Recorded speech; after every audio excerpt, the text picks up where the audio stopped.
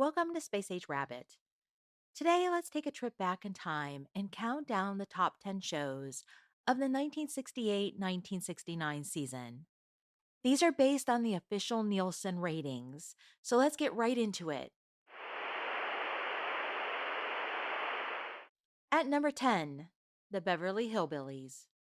The Beverly Hillbillies followed the Clampett family, led by Jed Clampett, played by Buddy Epson, as they navigated life in Beverly Hills after striking oil back home. And by this point in the seventh season, the series had become a familiar comfort for viewers, with its fish out of water humor still landing well. This season also included crossover episodes with its spin off, Petticoat Junction, and the show continued to lean into the contrast between their down home ways and the high society life that swirled around them in California.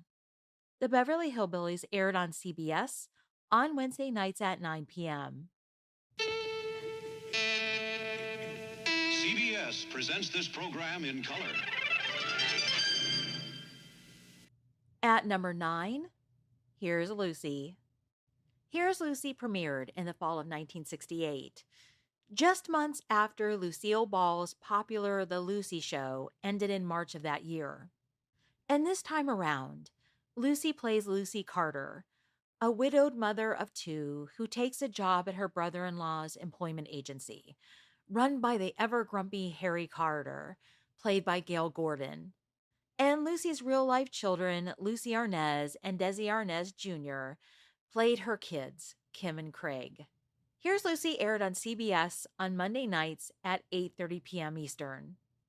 At number 8, The Dean Martin Show. The Dean Martin Show was one of the biggest variety hits of the late 1960s, built entirely around the laid back charm of the king of cool, Dean Martin. Unlike more polished variety programs, this one had a loose, almost anything goes feel.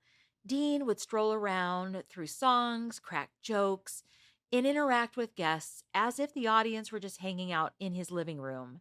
Dean made everything feel effortless. The Dean Martin Show aired on NBC on Thursday nights at 10 p.m. Eastern. Telephone, $13.75. Drugstore, $23. Gas station, $11.75. Dentist, $20. Life goes on, and so do bills. At number 7, Julia. Julia premiered in 1968, and it was an instant hit. Diane Carroll starred as Julia Baker, a widowed nurse raising her young son while working in a doctor's office. What made Julia stand out right away was something television hadn't really done before. This was one of the first network series to feature a Black woman in a lead role. Julia was professional, independent, and middle class, and the show resonated with audiences, and not just for being groundbreaking, but because of its heartfelt portrayal of a loving mother raising her bright, precocious child on her own. Julia aired on NBC on Tuesday nights at 8:30 p.m. Eastern. At number 6, Gunsmoke. Gunsmoke was already a television institution by the 1968-69 season, having been on the air for well over a decade. Set in Dodge City, the series followed Marshal Matt Dillon, played by James Arness, as he kept the peace in a rough and tumble Old West.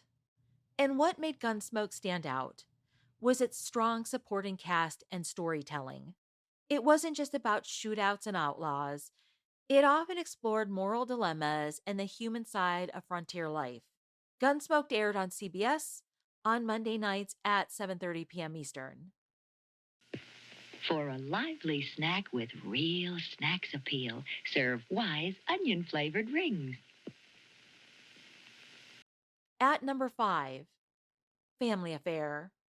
Family Affair followed Bachelor Bill Davis, a successful civil engineer played by Brian Keith, whose life is turned upside down when he suddenly becomes the guardian of his brother's 3 children, Buffy, Jody, and Sissy.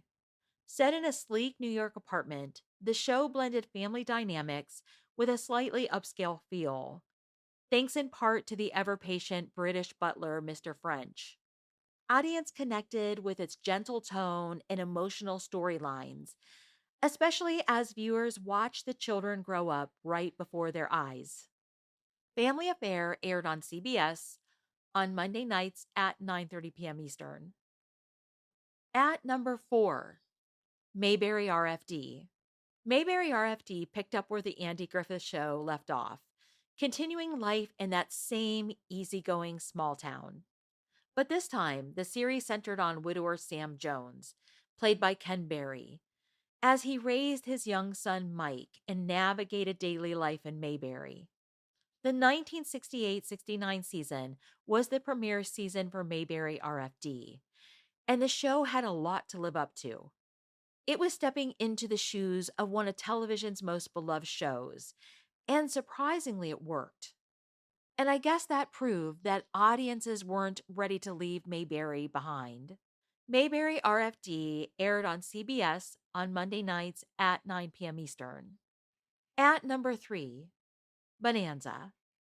Bonanza was set on the sprawling Ponderosa Ranch and followed the Cartwright family led by Ben Cartwright, played by Lauren Green, as they dealt with everything from land disputes to personal struggles on the frontier.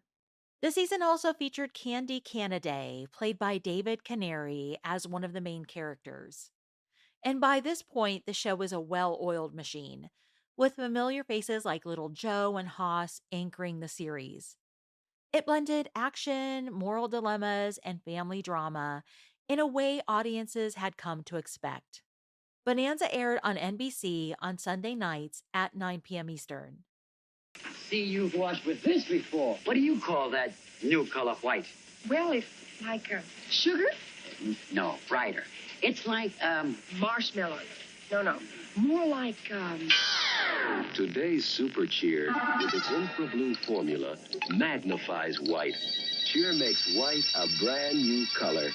shaving cream? No, whiter. Like, Try Cheer, then try your description. At number 2, Gomer Pyle USMC.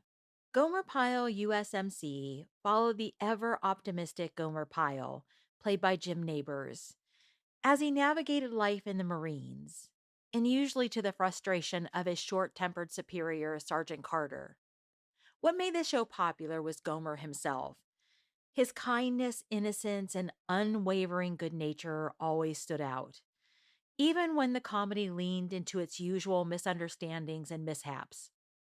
By this season, Gomer Pyle USMC was in its final year, and it was still a top 10 hit, something not many shows can say as they're wrapping up. Gomer Pyle USMC aired on CBS on Friday nights at 8:30 p.m. All right, so we've made it to the number 1 show of the 1968-1969 season. Can you guess what it is? Put it in the comments below. The number 1 show for the 1968-69 season is Rowan and Martin's Laugh-In. If there's one show that epitomizes the counterculture spirit of the late 1960s, it's Rowan and Martin's Laugh-In. This variety show was hosted by Dan Rowan and Dick Martin, and it was fast-paced and zany, and it became an instant hit. With its rapid-fire jokes, offbeat sketches, and that famous joke wall, Laugh-In introduced a bold, edgy style of humor that felt completely new at the time. The show also featured a steady stream of celebrity cameos, with names like Barbara Feldon, Zsa Zsa Gabor, Hugh Hefner, Bob Hope, Jack Lemmon, John Wayne, and even Richard Nixon. And that's just from the first episode of the season. The show also gave us catchphrases like "Sock it to me" and "You bet your sweet Bippy." Rowan and Martin's Laugh-In aired on NBC on Monday nights at 8 p.m. Eastern. So that's it, the top 10 TV shows of the 1968-1969 season. Did any of these surprise you? Make sure to let me know in the comments below. And if you enjoy this sort of content, please consider subscribing, and thank you so much for watching. Clothes at your theater store.